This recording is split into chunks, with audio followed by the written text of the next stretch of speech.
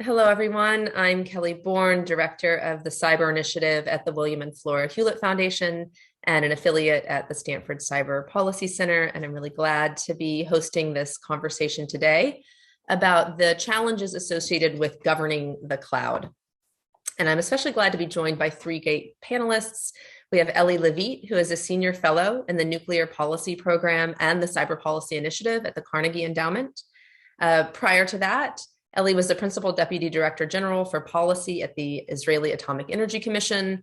And before that, he served as the Deputy National Security Advisor for Defense Policy and was the head of the Bureau of International Security and Arms Control in the Israeli Ministry of Defense. So Ellie, great to have you here with us today. We're joined also by Vishnu Kannan, his colleague at Carnegie, who is the Special Assistant to the President at the Carnegie Endowment. And prior to that was at Brookings and Lawfare and the Foreign Policy Institute. And finally, by Maricha Shake. Hi, Maricha, our colleague at the Stanford Cyber Policy Center. Maricha is the International Policy Director there, as well as an International Policy Fellow at Stanford's Institute for Human-Centered Artificial Intelligence. And prior to that, Maricha spent almost a decade as a member of European Parliament. So really glad to have this great group with us today. I think before we jump into the conversation, just a bit of context, which I imagine many joining today will be familiar with. Cloud computing has become increasingly central to the world's digital transformation. We saw in 2022 alone, more than 20% of organizations worldwide adopted serverless computing, which was up from just 5% in 2018. So a huge transition under COVID. We see much of this activity in the US. Something like 95% of enterprises in the US report using the cloud. And we see that dominance also reflected in the levels of investment by country around the world. The US at something like 170 billion, whereas China and the UK tied around second and third are at about 14 billion each. So less than 10% of the level of US investment. And there are also projections that this is going to grow significantly over the next 5 years from something like a $450 billion global market today to closer to $1 trillion market in just a few years' time.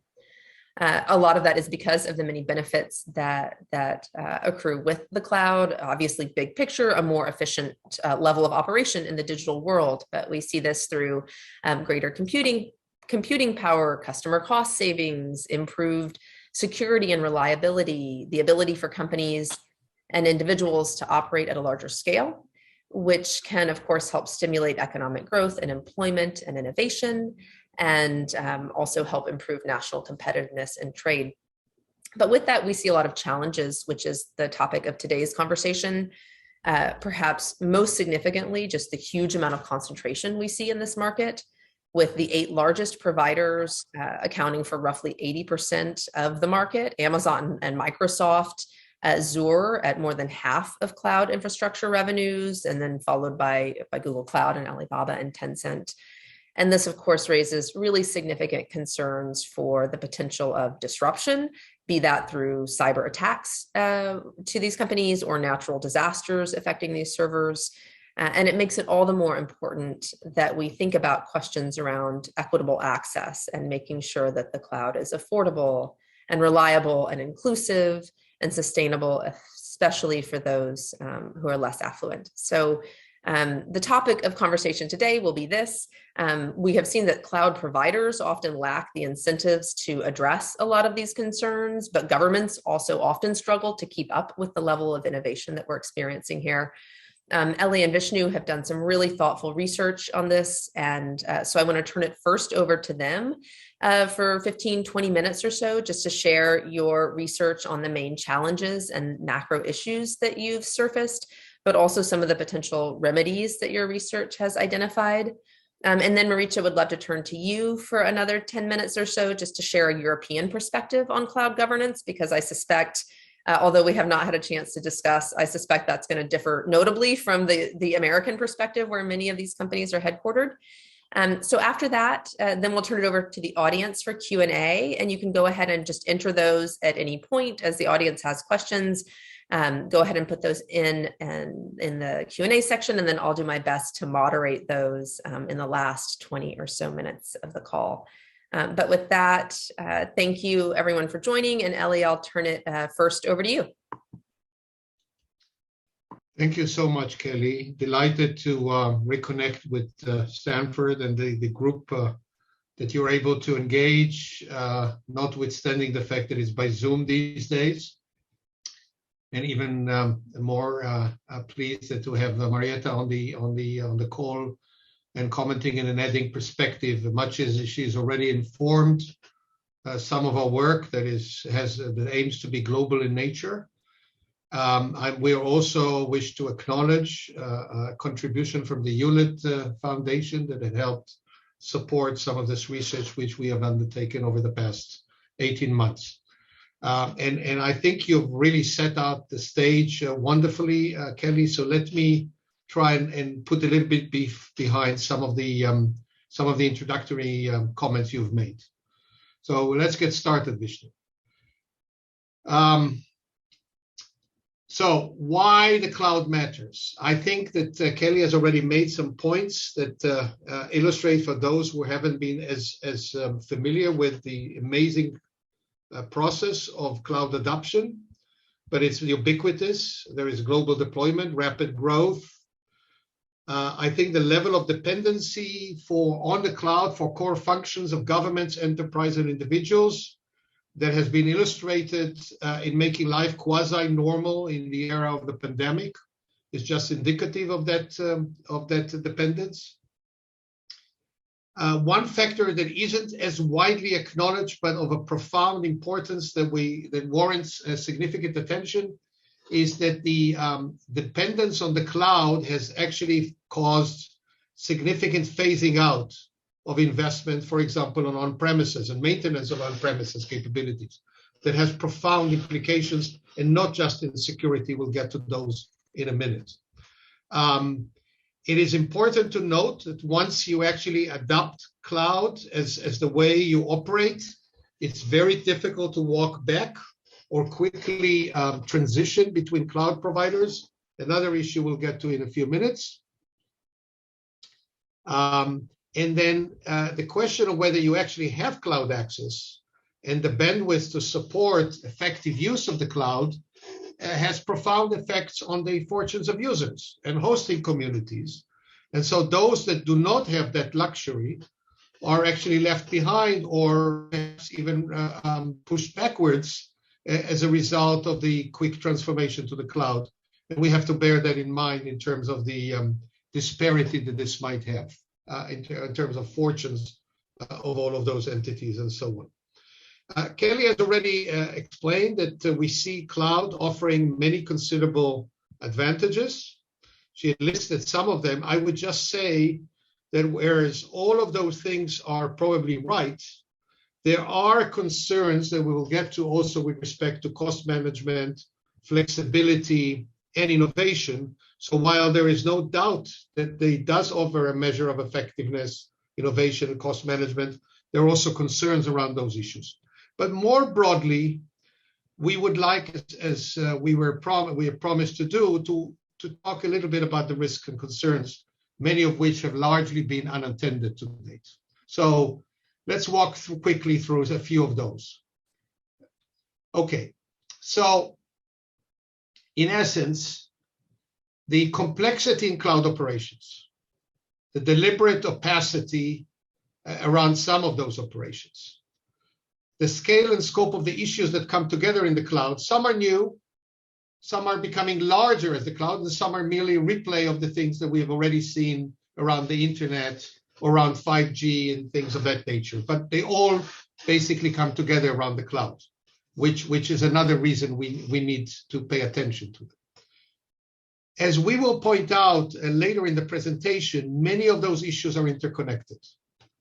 And so the one reason that we need to pay a great deal of attention is to understand that by trying to promote certain or address certain issues or promote certain values, we may be creating tensions and setting other things back. We'll again illustrate this a little bit further in the presentation. There is considerable divergence in interests and values that agencies try to promote in the variance between different attitudes of different administrations within the same country. but also internationally, as will become, I think, apparent when we hear a little bit of a prominent European perspective a little bit further in this session, and so on. There is a huge asymmetry in knowledge and skills and resources between the providers and the governments, even before we include into the equation the lobbying cloud of the major cloud providers. And one of the difficulties that governments have in trying to have an informed regulation of this space is this asymmetry in resources that is available to them and the ability to retain some of the good people that work for them, that migrate to the industry very quickly. The various regulatory agencies that address cloud issues have very serious jurisdiction limitations, and so getting a coherent perspective of a government is exceptionally difficult. So, for example, the banking regulation feels that the banks have now become heavily cloud dependent, and yet the cloud regulation is not within the jurisdiction of the banking regulator. And even the security regulator doesn't control all aspects of the cloud from a security point of view, because there are other security concerns and reliability concerns associated with cloud performance, just to show some of the regulatory limitations. The technology evolves very rapidly, and so do the business practices. Another complication, and as Kelly has already alluded to, the dominance of US providers is again an issue, particularly because the US hasn't put in place a comprehensive regulatory structure to address the cloud that others can relate to, the way the Europeans have tried to do and are working very intensely towards doing, and so on. So when we have a situation is that there is no coherent governance structure in place, certification legislation are proving too rigid and too slow to come to address such a fast-moving target.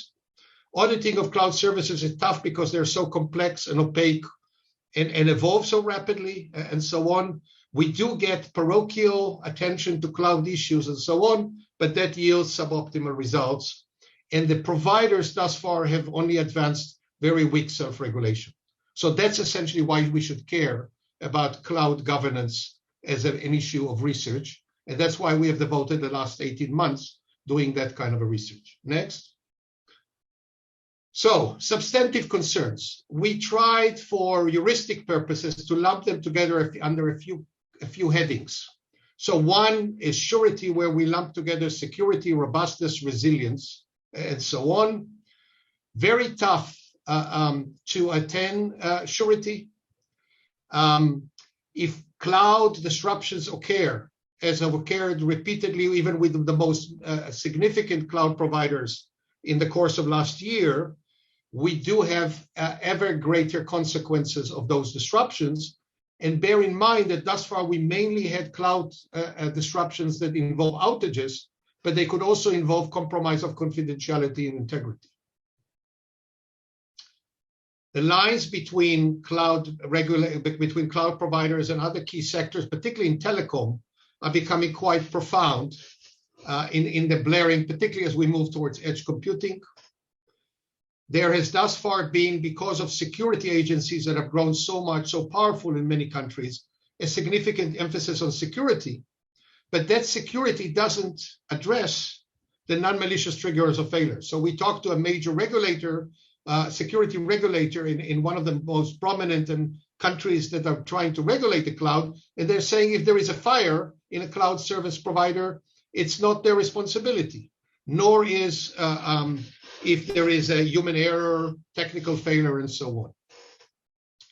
The lines of responsibility, as we have discovered in the course of our research, of who is actually ought to be responsible for different events, are very blurred, particularly between customers and providers, but even more prominently of late with respect to governments. Where do governments need to come in?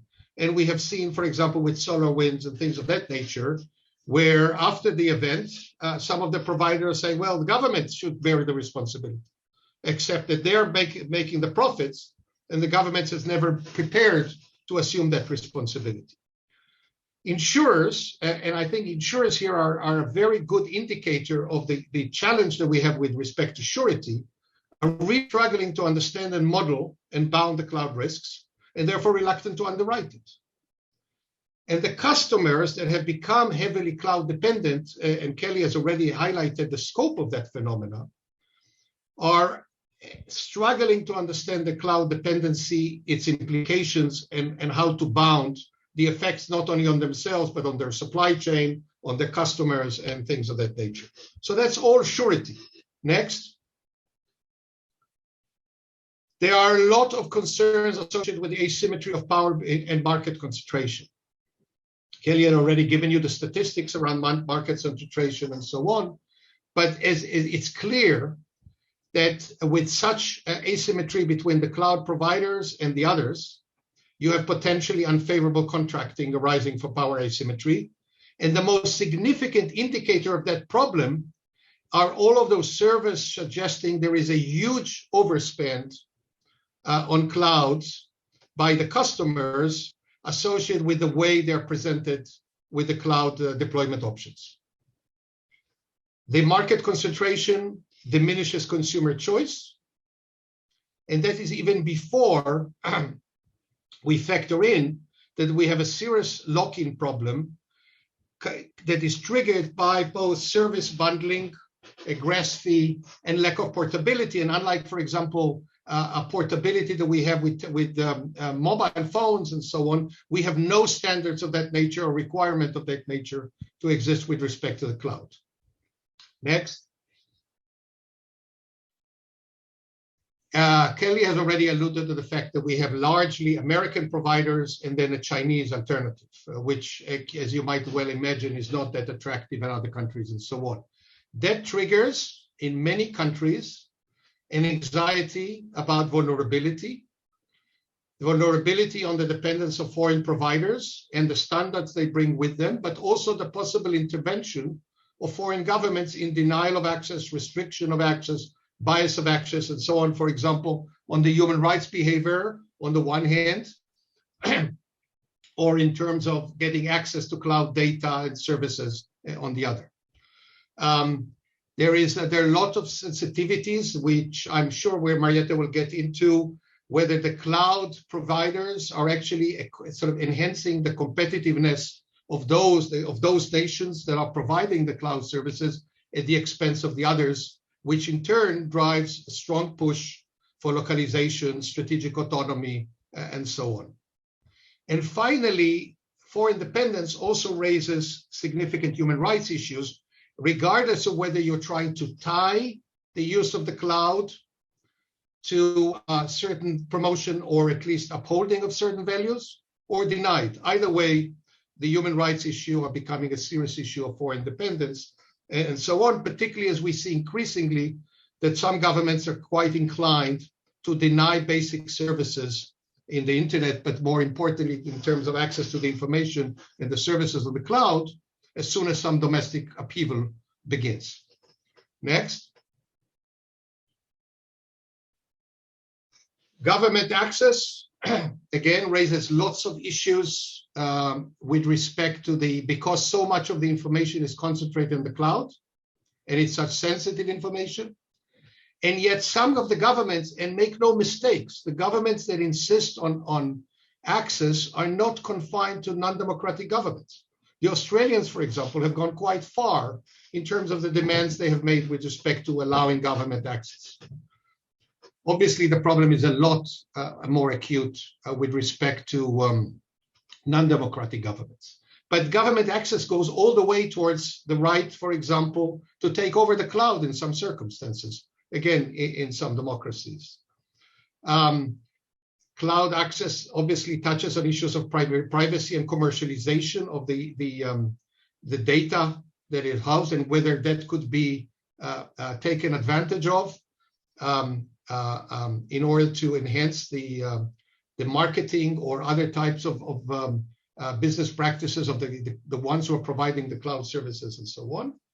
And lastly, I've already alluded to the problem that we have with respect to inclusion and whether the cloud deployment actually follows the money or affords access and services also to less fortunate individuals, communities, and nations.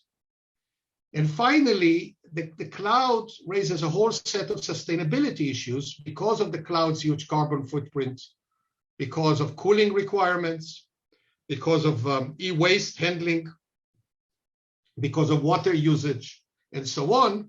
But there is also an opportunity there that the cloud providers' huge resources and energy requirements could actually make them a driver for enhancement of sustainability standards. So it's a concern that can also be turned around. Next. So finally, just to give you the flavor of it, what we had done in this project of ours, which will be unveiled at the beginning of February, is we have overviewed 5 baskets of cloud governance issues, from security and robustness all the way to human rights and the various issues within. And you are different ways of cross-cutting those interdependencies in the close of this study. And next.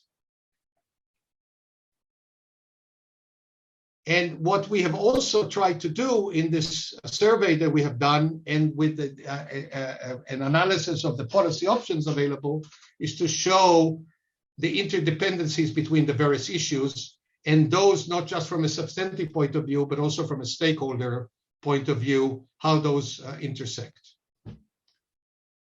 Vishnu, over to you. Thank you, Eli.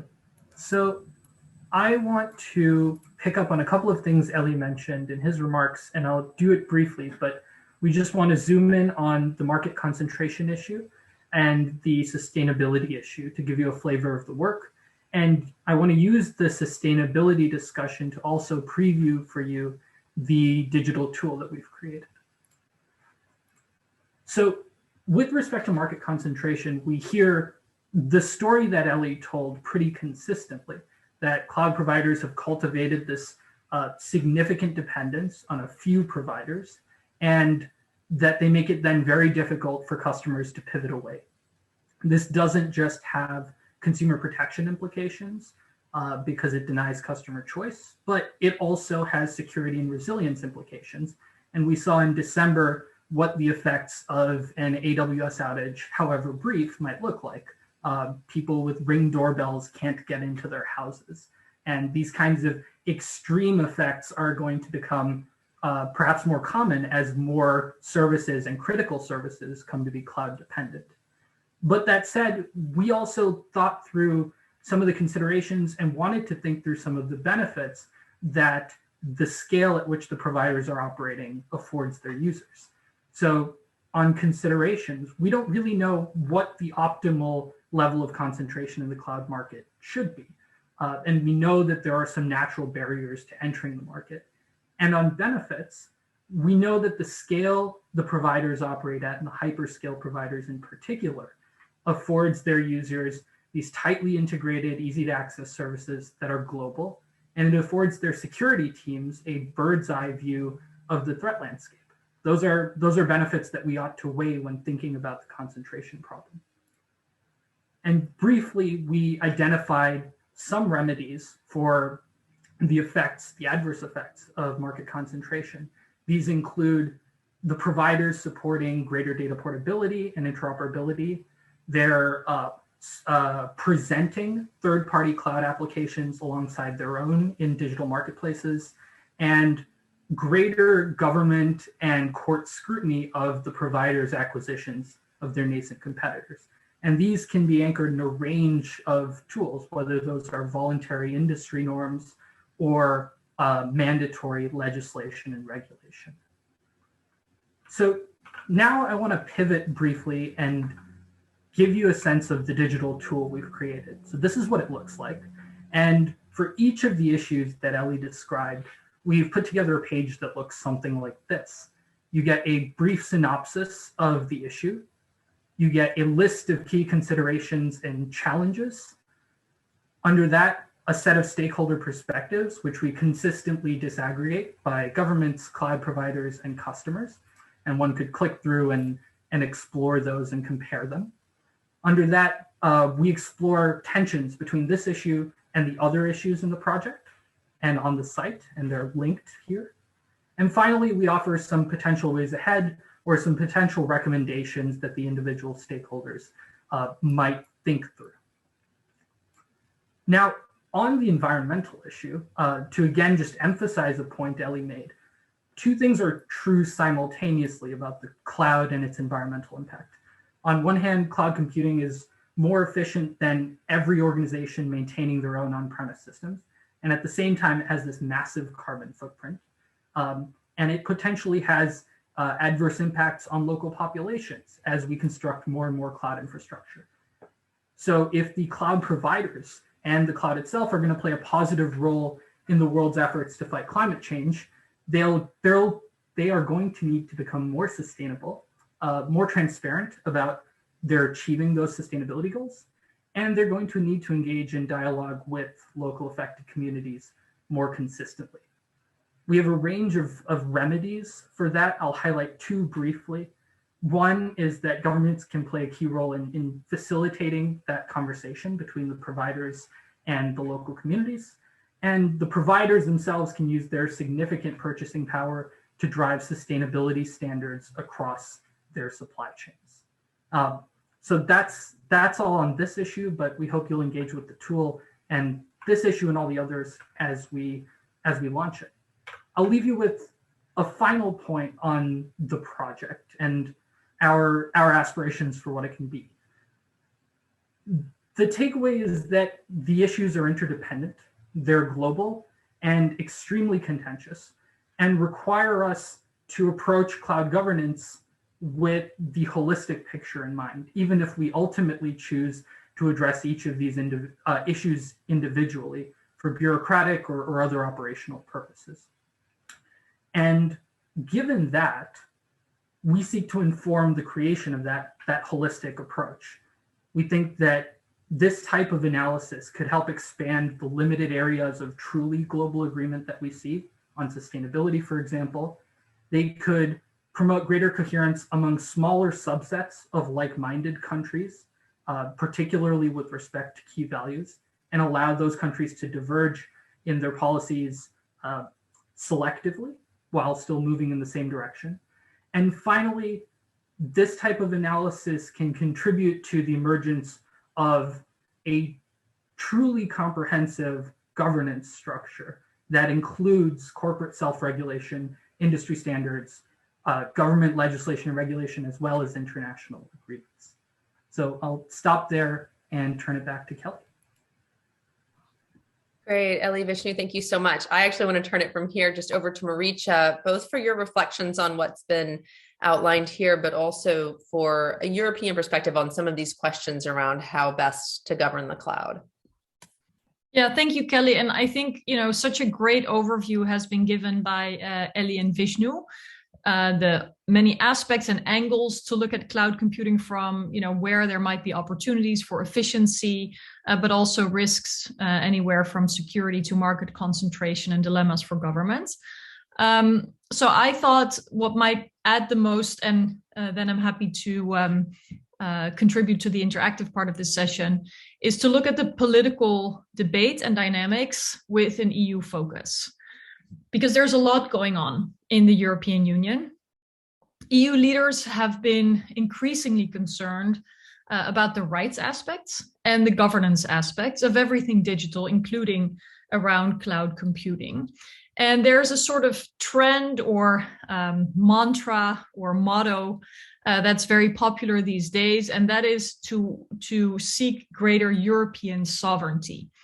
It's a term coined by the French President Macron, when he gave a speech at the Sorbonne University in 2017. But later, calls for more European sovereignty, also in the tech governance context, have been adopted by many. And it can relate to trying to boost European industrial policies or to govern tech to push back against either dominance of US companies or Chinese companies.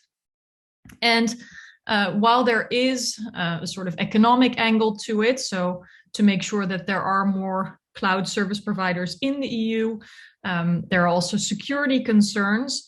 But I think this whole debate is most clearly informed by the status quo, which means a relatively small European cloud sector, as well as a strong legacy around protecting people's fundamental rights also in the digital realm.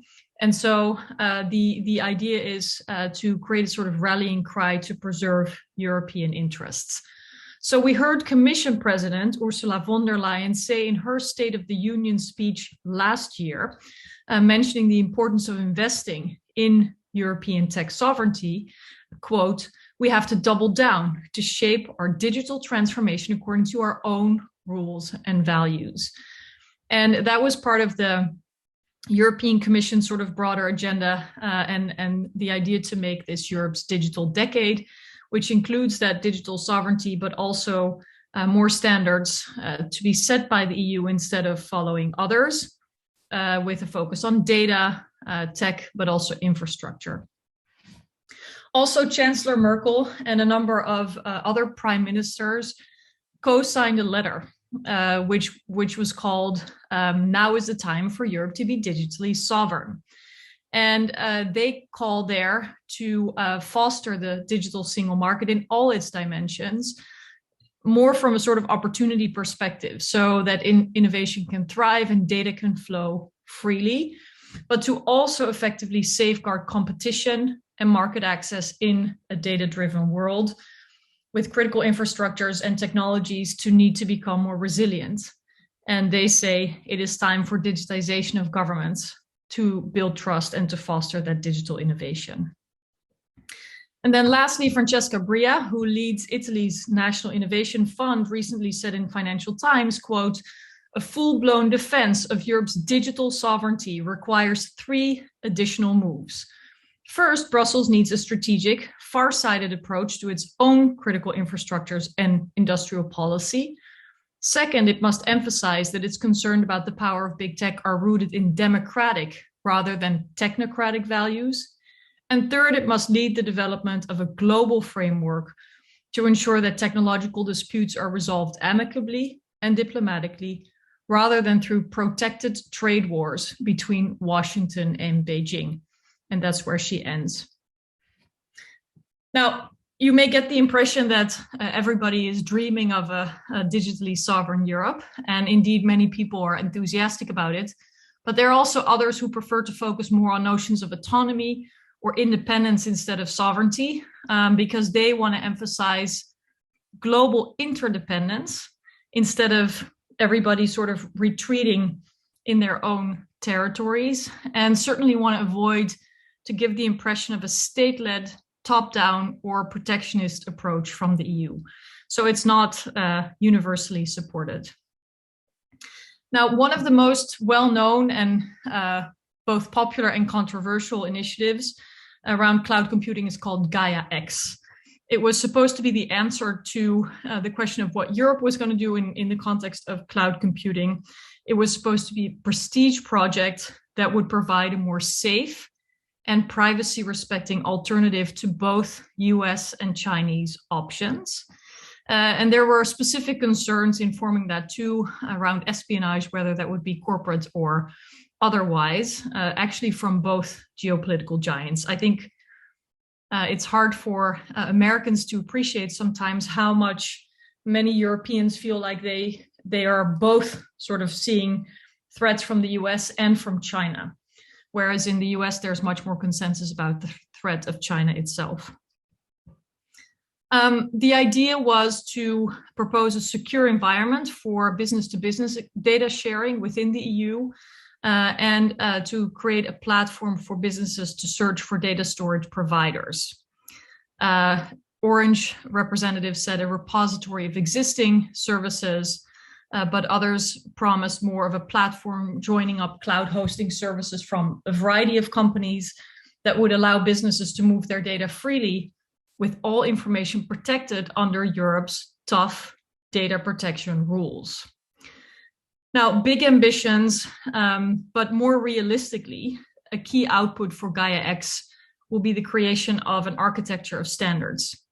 And that is actually also very valuable to create a level playing field in the EU, because the idea of having national standards of cloud computing can create barriers, particularly for small, medium-sized enterprises. But despite the positive start and all the ambitions, the project is criticized as being very complicated, and there are a lot of disputes. One of them is a discussion and controversy around what the proper role for non-European companies should be. So recently there was the annual meeting of Gaia-X, and Huawei and Alibaba were both sponsors. And they're also participating along with a lot of American companies, but there's discomfort with some of the European actors about this very strong role for non-European companies, even if the project was intended to strengthen the EU's cloud capabilities. And a French company, Scaleway, actually pulled out for that reason. To put it in perspective, it was already mentioned by you, Kelly, that Google, Microsoft, and Amazon own around 70% of the world's offerings of cloud as a service, versus the largest European-based cloud provider, Deutsche Telekom, which has 2% of the global market. And so questions around how to actually deliver on the notion of immunity for foreign grabs of data are still very lively discussed. And there's actually a real conflict between laws that have been adopted in the US, in the EU, and in China. So the US Cloud Act actually foresees that US-based cloud providers should hand over data, including from outside of the US, if there's a legal order demanding that. The Chinese national intelligence law stipulates that companies must cooperate with authorities to help gather intelligence. And then there's the EU data protection law, which seeks to protect European users and citizens' data in a way that would actually prevent precisely this kind of data access. And so this kind of conflict of governance and laws is bound to create problems. Now, the US and the EU have recently started a new initiative called the Trade and Technology Council, where a number of tech-related topics are on the agenda, including cloud computing. So hopefully that can lead to a little bit more collaboration. And there are various other initiatives going on the EU level, which will directly or indirectly impact the cloud efforts. Now, there's a lot more to say actually about cloud computing and its governance, from data portability initiatives to the free flow of data. But I think this is a good moment for me to stop so that we have time for Q&A and interaction. So thank you very much. Marietje, thank you so much. We have a number of questions coming in. So for those who have others, please go ahead and enter them. I wanted to start, though, with a moderator's prerogative here and just ask each of you, from all of the concerns that you've identified around market concentration, sustainability, equitable access, the risks around natural disasters or cyber attacks, what is keeping you up at night? What is your greatest concern here?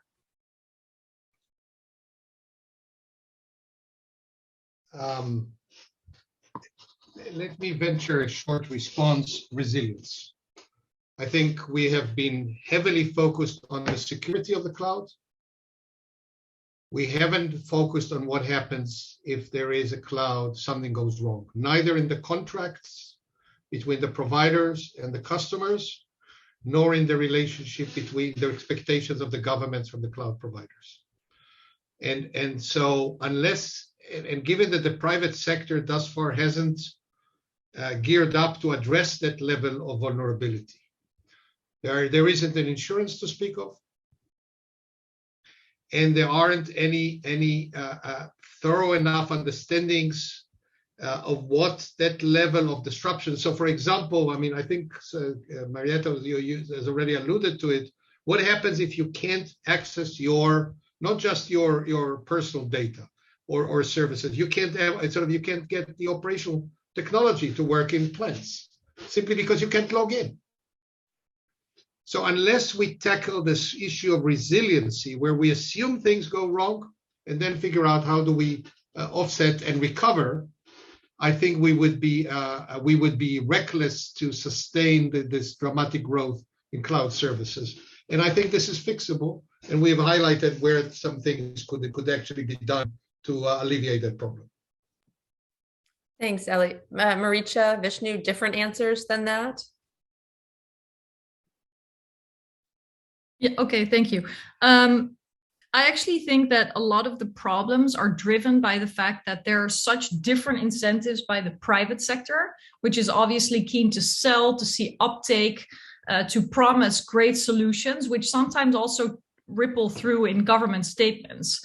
I mean, there was an official recommendation from the Biden administration at some point that migrating to the cloud would lead to more security. Even though that's a huge promise, and it all depends on how the cloud is secured. You cannot say that it is by definition more secure. And so I think that these different incentives and the push to move forward by companies without proper understanding on the part of public authorities of what the risks are, what the consequences are, worst case scenario, best case scenario, is a real problem. And I think we're seeing that with the clashing laws, right? I mean, there's legislative responses to a market reality that's already there. Governments themselves have different incentives, obviously, intelligence gathering being just one of them. And so that sort of conflict of interest and power struggle between companies and governments, I see as having many, many negative consequences for ordinary citizens and our public well-being. Thank you. Vishnu, anything that you would add to that? Or I have one more question. Sure, I'll add briefly. I think the portability issue in particular, and it's one we take up in the project independently, is important. And so one could think about concentration and try to address concentration. I'm not sure and not confident to say that concentration itself is the problem, but we can see adverse effects that are resulting from concentration. And so enabling greater portability would clearly address some of the consumer protection problems that customers are describing. And we haven't seen an active enthusiasm from the providers on that front. So that would be the other thing that keeps me up. Great, thank you guys. So we've got a number of questions and want to go ahead and turn to those. One that I'll start with on intergovernmental regulations and what you see as possible here between countries, and whether you see this happening at a sort of multilateral level, whether you imagine this being multi-sectoral. Basically, what is the vision for how some kind of regulation might take place here? Do you want to come in? Sure, I can start. Thank you. I mean, we already see that there are efforts by like-minded countries to see what they can do together, but we have to appreciate that it's catching up, right? They're not starting from scratch. They have to deal with an already unfolded reality. And so that means that different practices, different stakes, just look at the US and the EU that are at the table at this Trade and Technology Council. US has 70% of the market. With a couple of big companies, and then I'm sure a little bit more if you look at the full picture, and the EU has only a handful. So it's a question of who has a stronger position at the table between like-minded countries. Then if you look at countries that are not like-minded, that have no incentive to come to the table, I think we could also imagine a lot of much more adversarial kind of confrontations, which are unhelpful. Another way to look at how rules may emerge is through different aspects of cloud computing. So not so much about cloud computing as such, but for example, trade agreements that will also have provisions around the free flow of data in the commercial context. Data protection provisions, which will have to deal with sensitive data. Cybersecurity questions to which cloud computing providers will have to adhere, and so on and so forth. So I think both geographically organized or politically aligned alliances will emerge, and then also thematic angles will possibly drive rules and accountability. Thank you. Ellie, Vishnu, anything you would add? Or I have another question here around environmental impact that I'd love to turn to. Let me say one thing. there is, Marietta has talked a lot about the European effort to try and create some commonality of perspectives. Important. But I think the big question is, where is the rest of the world going to be? Is it going to be closer to that model or closer to the model offered now by China and Russia? And there are lots of countries in between. And I think that the issue there is so profound because on the one hand, cloud access for those countries would be important to integrate them into the world economy and to make even leapfrog their geographical and other types of let's say, economic backwardness. And at the same time, if they are operating on the basis of the Chinese or Russian model, we know that certain communities would be disenfranchised. We know that there'll be disruptions every time their government doesn't like what's happening. We know that there will be censorship. We know that there will be a tracking of people and things of that nature. So the question that we would say, okay, the like-minded, let's say the OECD can come forward with some kind of a framework. What happens about the others? And the biggest one of the lot is India. And look what's happening in India. The prime minister doesn't like what's happening in Kashmir. It cuts Kashmir off the internet. Not for a week, for months no end, with all the implications that go from it. But the biggest challenge with us is how do we use geopolitical leverage, but also technological leverage to explain to those governments that if they play by these rules, their own citizens would be suffering badly from creating their own very, very myopic perception of cloud governance that allows the government to be so arbitrary in the way it performs. And that would be a tragedy. Yeah.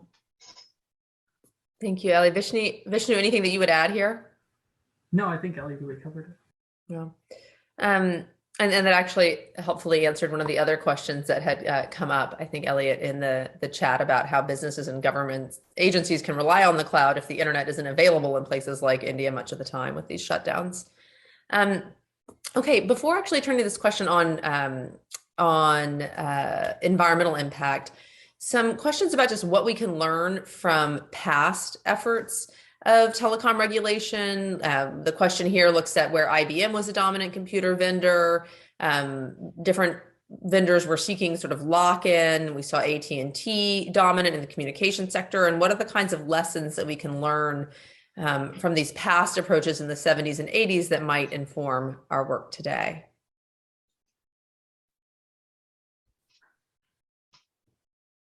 Marietta?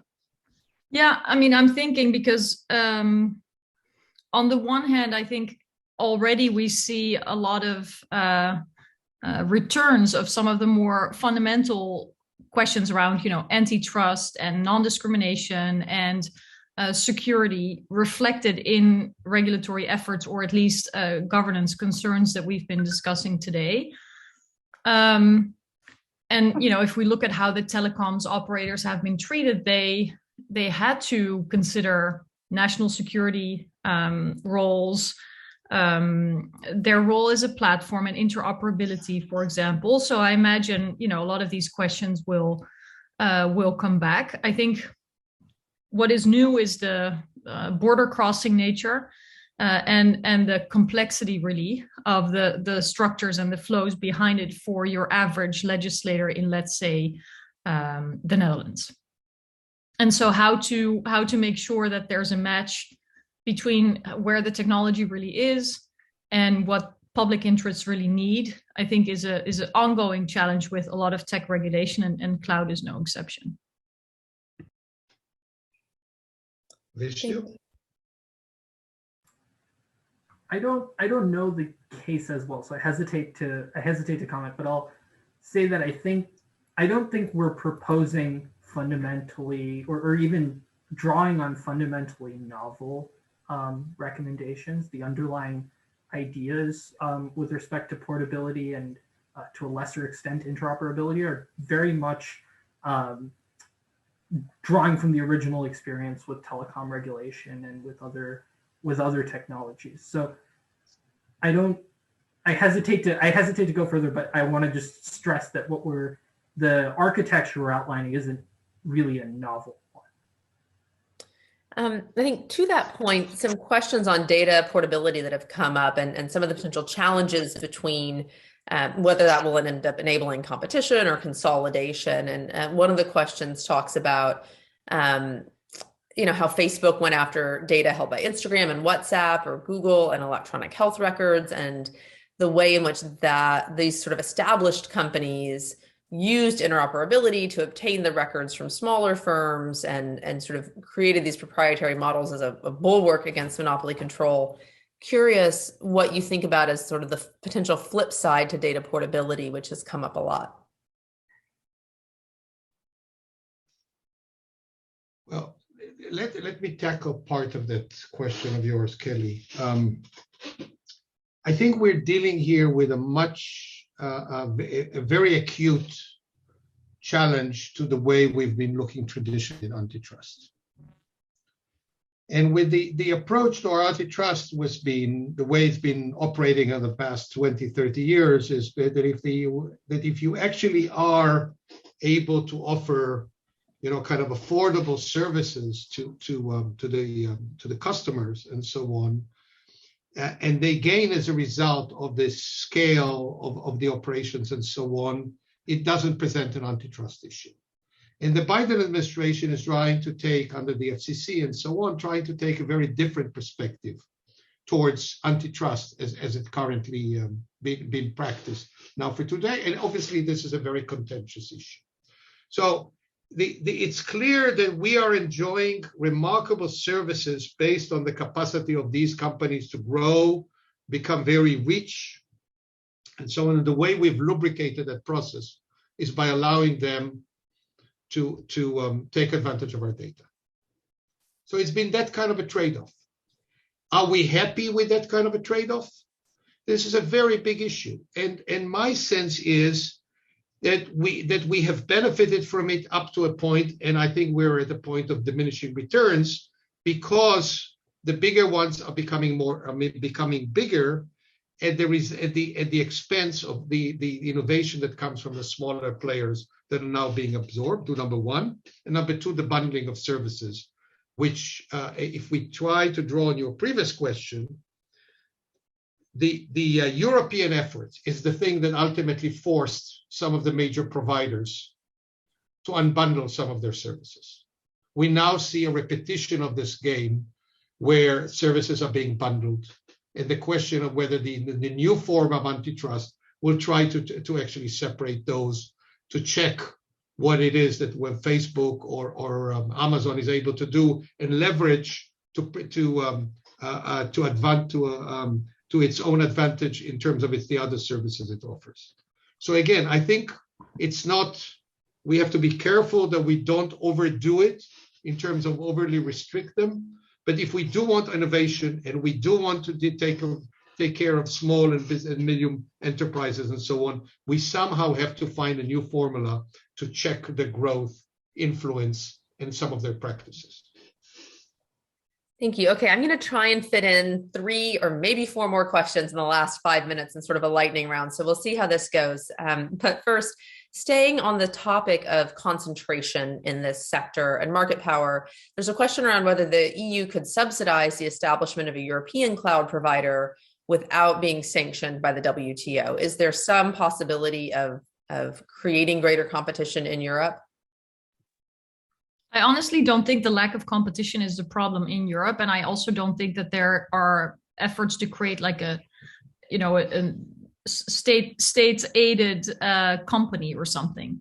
I don't think that that's the issue. I think that a lot of Europeans are concerned about the outsized and unaccounted power of American tech companies and also increasingly Chinese companies. But I don't see the idea of an answer being a European provider. I mean, it sounded like Gaia X was going to go in that direction, but in fact, it's open to all cloud providers globally, to the dismay of Europeans. So I just don't think that this is in the cards. Thank you. Okay, and then one more question in this realm, this one more around data sovereignty, and a question about how customers and governments in Europe are responding to Microsoft's commitment that EU customer data is going to be stored and processed in European data centers going forward. And a question about, I think this one is from you, Maricha, do you anticipate geopolitical trends are going to continue to favor national or regional sovereignty? I think it may end up being that way. I think we see so much regulatory and legislative initiative that I'm anticipating that there is a hope by legislatures that there could be a first mover advantage, the way that the general data protection regulation in Europe was. So because there was such a large market where a rule applied, companies like Microsoft, but also others, decided to make that their global standard because it was the highest level of protection that was requested in any territory, in any market. And so by sticking with the European levels or standards, they, could still operate in the rest of the world. Whereas, we've heard about Chinese initiatives in the realm of antitrust and national security today. The US is, maybe hopefully one day going to update its laws. And so I think there will be increasing competition between governance models that are already happening in a whole bunch of other sectors. So I'm sure that big tech companies can survive. It will be much harder for smaller companies. Yeah, absolutely. Okay, so I am going to now offer up one last question around environmental impact, but also because we only have a couple minutes left, offer for folks to either answer this or just share any final parting thoughts, major takeaways before we leave. The environmental question, if folks have thoughts on this, was around e-waste handling issues and whether cloud providers are required to provide something like an environmental impact statement to local or other governing bodies. Is there some kind of assessment mechanism in place for this? So if there are thoughts on that or closing and final thoughts from any of you, would appreciate either. Vish, did you want to go first? Sure. I'll take the environmental impact statement. I'm not aware of a very specific requirement outside of the standard requirements that apply to utility companies, which the cloud providers are often finding themselves in as a result of developing their own generation capacity. So AWS, for example, has instances where they want a solar farm that's functionally there to power a data center. And that is subject to local regulation. So I'm not aware of, outside of the rules that apply to that type of arrangement, a specific environmental impact statement. But that is the type of thing that we want the cloud providers to start doing more of, because they're talking at a macro level about, well, AWS or Azure is going to reach net zero by the year 2025 or 2030. Those are high-level statements which seem quite detached from the local impact that they have. And so on the site, as soon as it's public in the next couple of weeks, we hope that that you all can engage with some of those issues and build on them. Thank you, Vishnu. And we are basically at time. Any last quick thoughts, Maricha or Ellie, from either of you? And then I'm going to share a quick slide on upcoming webinars. But last thoughts? So I would say we came down pretty hard on the major providers, and to balance the picture, I would say the following. They have provided us with an incredible tool. The localization, sovereignty, are going to cause fragmentation, are going to retard innovation, and so on. We need a balance. And the balance approach is what the challenge of governance is looking ahead. Yeah. Thank you, Ellie. So this has been a fascinating conversation, and we still have questions coming in, even though we are technically over. So this could have gone on much longer, but I really, really appreciate you all taking the time. And would love with that just to thank our panelists, thank everyone in the audience for joining this, which was the first in the seminar series this year. And then to share with you the upcoming webinars that we have planned, which you can see here. I will be hosting one on February 8th with Chris at UC Berkeley on the future of quantum computing, and another, I want to say, on March 15th with India's Center for Internet and Society that will focus on regulating cryptocurrencies. And there are many other great ones coming up in between. So thank you all so much for joining. And Ellie and Vishnu and Maricha, a special thanks to you for all of your insights here. Thank you and Happy New Year all.